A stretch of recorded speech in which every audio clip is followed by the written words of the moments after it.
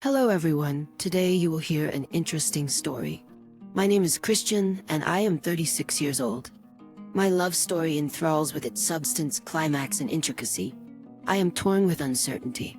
On one hand, I am reluctant for anyone to hear of it, yet on the other hand, I am incapable of keeping secrets, so I shall commence. My introduction to Ashley marked a momentous occasion in my life. Prior to her, I had undergone a myriad of experiences with women. Deceit, ceaseless arguments, they exploited me, viewing me as nothing more than a convenience.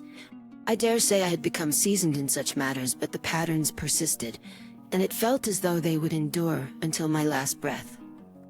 The truth remained, prior to every encounter with a woman, be it on a dating site, in the street, or at a cafe, the thought of inevitable failure never ceased to linger, and any optimistic beginnings appeared to be mere figments of my own imagination. It all commenced when I was 16 years old. Youthful idealism impelled me to search for that one beloved and extraordinary woman. My inexperience and idealistic perceptions hindered me from comprehending people and severing ties at the initial stages of acquaintance, leading to relationships that never extended beyond a month. Around that juncture, clarity embraced me. They could depart on their own accord, akin to vampires siphoning what they truly sought from me, be it money or fleeting encounters. By the age of 20, I assumed I had comprehended the essence of women, unraveling its secrets and subtleties. I wholly relinquished any further endeavors. The pursuit ceased to intrigue me, for there existed numerous other engagements where I would not be deceived, exploited, or burdened with solemn contemplations. Alcohol indeed came to mind.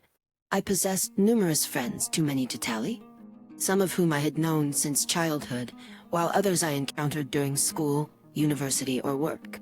We formed an exceedingly close-knit collective, and at any corporate gathering, all of us were present, except for occasional absences due to illness or other valid reasons. Our favorite haunt was a bar not far from work, which also doubled as a casino. All strata of society convened here, from the affluent to individuals from diverse walks of life. The beverages served at this bar were deemed items of luxury. Rich sugar daddies would bring their darlings here, indulging in lavish spending and leaving substantial sums of money at this establishment. There were also regular girls who came in small groups to enjoy the evening. And among them was the cherry on top, my dear unique Ashley. She was of short stature, her white silky hair immediately caught my attention. Oh, what a figure she had! Toned curves and a well-endowed bust, slender legs and high heels, delicate hands with expressive fingers. All these things I speak of her, about Ashley. On that evening she wore a splendid black dress with a deep neckline. If I'm not mistaken, the dress was adorned with rhinestones that shimmered in the bar lights, turning Ashley into a radiant star, the center of attention that night. I didn't notice her at first, as I was occupied with a large group of 24 people celebrating my promotion at work. I was now the head of the Human Resources Department, a position coveted by all my friends. We ordered a decent amount of alcohol and snacks and headed to the billiard tables. If only I had known what would unfold after that, I would have canceled the celebration or chosen a different venue. And here is where the story I wish to share begins. While playing around, I noticed a charming young woman sitting alone at a table, clearly bored, while a few of her friends played billiards. I was already in a quite good mood, brimming with confidence, making it easy for me to approach her and introduce myself. I somehow felt that she needed someone to be with. "Hello, care to join us? Our mischievous group won't let you get bored," I said. I like your idea, gladly. What's your name?" She replied, "I'm Christian, and you?" "Ashley, nice to meet you." After that brief exchange, we started playing together. I decided to play just with her, signaling to my colleagues that I wanted to stay with her, and they supported my decision and left. It turned out to be the most pleasant, delightful, and fun game of my life. It became apparent that Ashley had never held a cue before, so I had to teach her a bit. She caught on quickly, uttering amusing jokes and compliments about my game. The time spent with her, compared to friendly gatherings, felt completely different. I was having so much fun. I was happy, paying no attention to the swift passage of time. However, with Ashley, that time felt truly special. We played around 100 games and were quite exhausted. Now, Ashley was a recreational player, all thanks to me. During our time at the billiard table, we got to know each other very well. She was born into a modest family, her childhood marked by enduring humiliations and mockery due to her poverty at kindergarten and school. Her father passed away early, and after his death, her mother spiraled into drug use.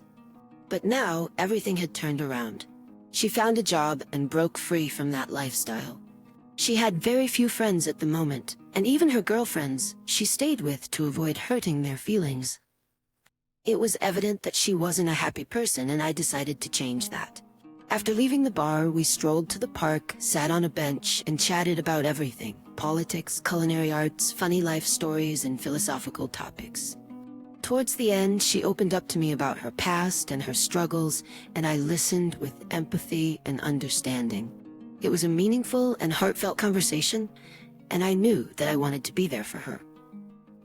From that night on, we became inseparable, and I was determined to make her happy and show her that she deserved all the love and joy in the world. Towards the end, she burst into tears. She confessed that she had never felt so comfortable, so joyous, and so serene in her life as she did with me. I embraced this fragile girl and handed her a tissue, urging her to stop crying. And that's when our first kiss happened. A refined, lingering, sweet kiss. Her lips were like honey, just as sweet and pleasant.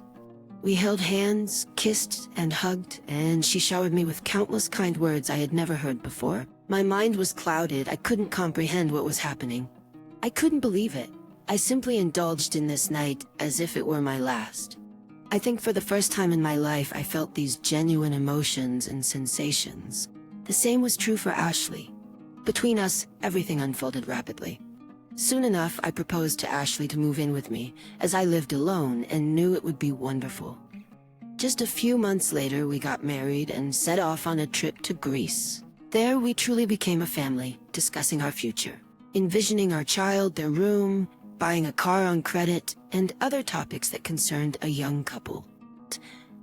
I never even considered the possibility that Ashley could look at someone else, because I was convinced that I was her one and only beloved, and she would never trade me for anyone else or betray me. Oh, how wrong I was. Everything was going so well, and that's what made me a foolish and blind man. A year passed, and not a single quarrel visited our home or our life in general. Ashley and I were inseparable. I continued working, exploring my new position, and getting to know new people. I invited Ashley to work in my company. Her old boss was an absolute monster, and her salary was meager. She was always too busy and came home completely exhausted, so my offer was a kind of salvation for her. My boss accepted her immediately after the first interview. Although Ashley was a bit shy, she skillfully demonstrated her qualities and knowledge as a qualified employee. Now she worked at the front desk, assisting clients and performing various tasks. We worked on the same floor, which was quite convenient for us. During our breaks, we would go to the cafe downstairs, laugh, and chat. Due to our closeness, some of the male colleagues began to envy me. Many of them were still quite young, while others already had wives, but their relationships were far from what they saw in the office. I often heard words of pride from my friends about me, happy well wishes for the future, and questions about our personal life, which I gladly shared. One of these envious individuals, Tommy, genuinely scared me.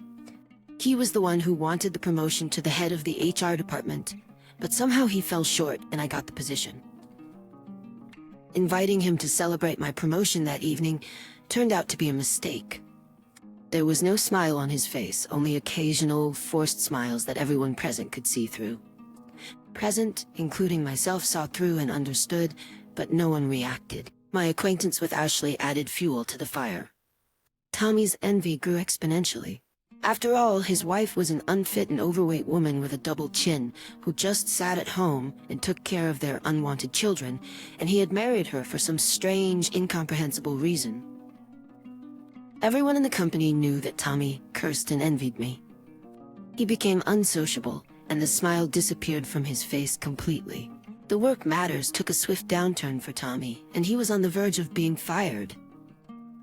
It was evident that excessive alcohol consumption had taken a toll on him, as his erratic schedule, bags under his eyes, and sluggish demeanor at the office spoke volumes. However, he eventually managed to recover, started performing better, and finally received the long-awaited promotion. Now, I must admit I envied him. Tommy was elevated to the position of deputy director, surpassing my own role. He now earned more, and undoubtedly his prospects with women improved. As we all know that in our time, women are highly attracted to wealth and tend to prioritize it when considering potential partners or husbands. Ever since his promotion, he looked at things in a completely different light, with greed, as if he were the damn king of this world. But he received no positive feedback from his colleagues. He remained a lone wolf. And then came the day that changed everything, especially for me. I will remember it down to the tiniest details, even in 10 or 20 years. It was a day that showed me what a fool I truly was. Our boss was celebrating his 60th birthday, and he chose a rather expensive Italian restaurant for the occasion, inviting a huge number of people from different departments, totaling around 100 guests. The dress code was clear without any explanation. All the guests, including the boss, were dressed in their most expensive attire. The men wore glamorous jackets with mother-of-pearl buttons, and their trousers were perfectly tailored, without a single crease. The women donned stunning dresses, mostly in black, adorned with rhinestones and various other embellishments that made them far more attractive than their usual appearance at the workplace. Ashley also wore hers, the very dress she was wearing on that fateful evening when we first met, the beginning of our happiest love story, filled with care and happiness. Among all the female guests, she stood out primarily due to her curves and overall figure. The rest of the women were rather average, and their dreadful makeup would have scared me in the middle of the night, not to mention their less than glowing bodies. I truly felt sorry for their husbands. How many years had they been waking up and going to bed with these frightful creatures in their own homes? The celebration had begun. The boss, despite his age, displayed an irresistible desire to move and dance as if he had suddenly recalled his youth. Everyone supported this wonderful idea. The loudest hits from 10-20 years ago, when we were still quite young, resounded in the background. Given the boss's penchant for drinking, our festive table was adorned with quite expensive beverages. The dishes were no exception in terms of high cost. A single outing to a restaurant with such an order could cost as much as 1 or even 2 of my salaries. Ashley was feeling wonderful. I didn't have to ask her every 5 minutes if she was okay, so I remained calm and relaxed. We simply drank and danced, raising a toast to our leader. Only Tommy made an effort to refrain from dancing. He just sat and drank, occasionally clinking glasses with others in support of another toast to the health and well-being of the boss. More often than not, that wretch kept staring at me and my wife. Ashley asked me not to pay attention to him, so that the evening wouldn't be in vain, and I wouldn't go home in a confused mood. I heeded her advice and tried not to look at Tommy. Later, he disappeared somewhere, and we continued our wonderful celebration. "How are you, Ashley? They'll bring us designer cocktails now," I asked. "Don't worry, Chris, everything is fine," Ashley replied. All right. I just ask you not to overindulge in alcohol." I said, "Calm down, Christian, you know I don't drink much." I trusted her and returned to the dancing. A little later, a group of my colleagues suggested playing billiards. Yes, there was a billiard table in this restaurant, which was a great thing for all of us. I told Ashley I would be away to play billiards, and she just nodded, smiled, and kissed me on the lips. Ashley is the most understanding woman in the world. I went to play. We were quite drunk. We laughed uncontrollably, and the game was challenging for all of us. Someone dropped the cue, others simply couldn't hit the ball, and some were falling down, bursting with uncontrollable laughter. To be honest, due to this drunken game and the positive atmosphere of the evening and the restaurant as a whole, I completely forgot about Ashley. I just forgot. I was occupied with entirely different joyful activities. My trust in her swept away any negative thoughts about what could happen, and that was just my self-deception, which I concocted myself. The evening was approaching its end, and the energy for billiards was nearly depleted. All the alcohol from the festive tables and the stash we brought along had been consumed down to the last drop. The number of cigarette butts was equally appalling. The boss left early, leaving the restaurant to the guests and instructing the staff to fulfill all our wishes as it was his birthday today, and he would foot the bill for everything. I and 7 others settled around the table, finishing up the remaining food and emptying our glasses. Emptying hidden bottles, we started talking about our families, children, and plans for the future. When it was my turn, as the possessor of the most amazing woman in the world, I began to talk about my little fair-haired wonder. My colleagues gasped and marveled, looking at me with envy, but they understood perfectly, so there were no malicious comments or sour faces at the table. Almost everyone shared their problems with understanding, household issues, and difficulties in communicating with their in-laws. Some of them had many, while others only mentioned occasional small episodes. And then suddenly it was as if I had a revelation. In just a few seconds, a wave of sobriety washed over me. I looked around. My colleagues were sitting there, but someone was missing. Exactly, Ashley. Damn it. I said goodbye to my wife more than 3 hours ago. Has anyone seen her? Where did she disappear? I shouted at the top of my lungs. My colleagues nodded in surprise. No one had any idea where Ashley could be. Hey, Chris? Bill, my good friend, spoke up loudly. Yes, we're also missing someone. Guess who? I glanced at everyone present. Exactly, only he was absent. That wretch Tommy. The most horrible thoughts crossed my mind. Why did Ashley disappear, and with Tommy of all people? What the hell is going on here? The restaurant was quite large.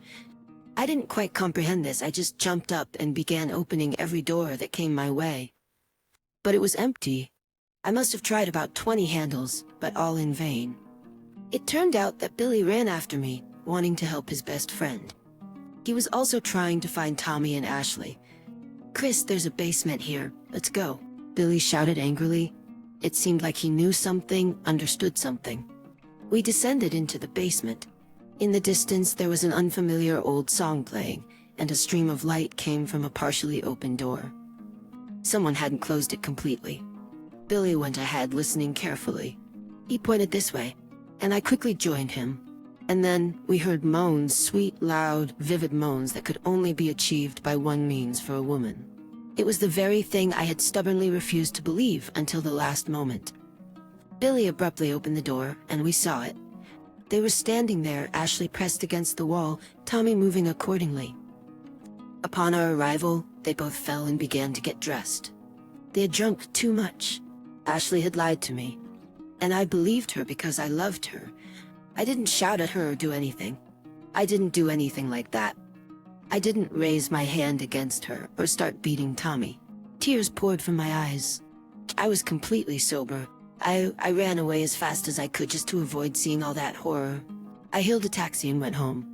I paid $100, even though the driver only asked for $10. I didn't care. Ashley had keys to the house, even though I no longer wanted her there. When I arrived, I drank even more alcohol from my collection, and within a couple of minutes, I desperately wanted to fall asleep. What was even scarier were the dark images that never left my mind. I woke up, and my wife was sitting by the bed. Her face was gloomy, dull, and gray. She was on the verge of tears. "Good morning, Christian," she said. "And to you, no need to be sick. Can you tell me something? Please tell me that all of this was just a nightmare. That I wasn't in that restaurant. That I didn't see anything. Chris promised me a lot of money and a happy life," she continued, listing his supposed advantages over me. "I was very drunk and somehow ended up in that place. That's how it happened." "Are you serious, Ashley?" I exclaimed. "For God's sake, are you serious? Do you think everything is fine? That I'll just turn a blind eye to all this? You're a disgusting bitch. Disgusting, vile, and heartless.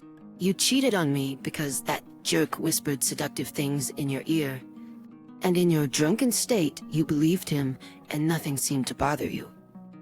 "Christian, please listen to me," Ashley sobbed uncontrollably. But I didn't see her tears. They were just poison, fake, and deadly. Maybe all this time I've been in a coma, dead, but haven't felt or realized it, I thought to myself. Her tears were meaningless. She was meaningless. I had lost any feelings for her. "I'm giving you one day to pack your things and leave my house forever," I said harshly. "And after that, Ashley started crying even harder, falling to the floor and rolling around in hysterics. I felt completely indifferent. The only thing I felt at that moment was anger. For about half an hour, Ashley cried and screamed horribly. Sometimes it stopped briefly, but it only lasted a few seconds before she began sobbing again, even louder and more mournful.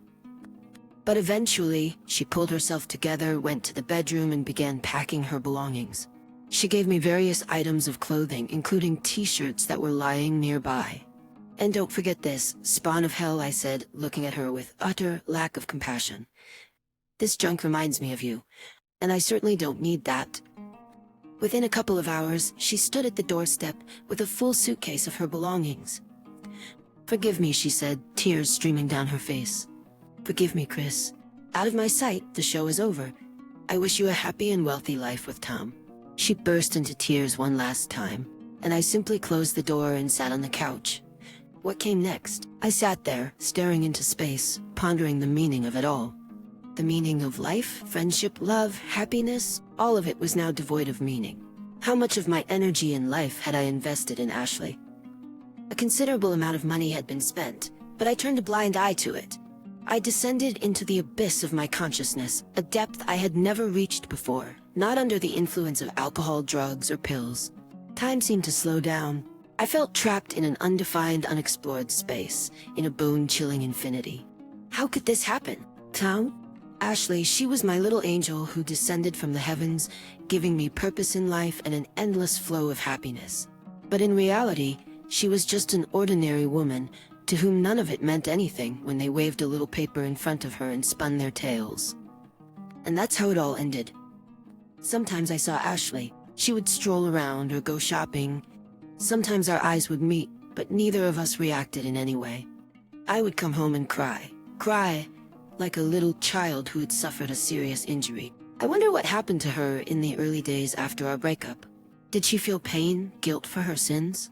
Did her story with Tommy continue as he promised her? So many questions and so few answers. Dear listeners, your support is very important to us. If you like our story, please like, comment, and subscribe. It's very motivating for us. We need your feedback to improve our content.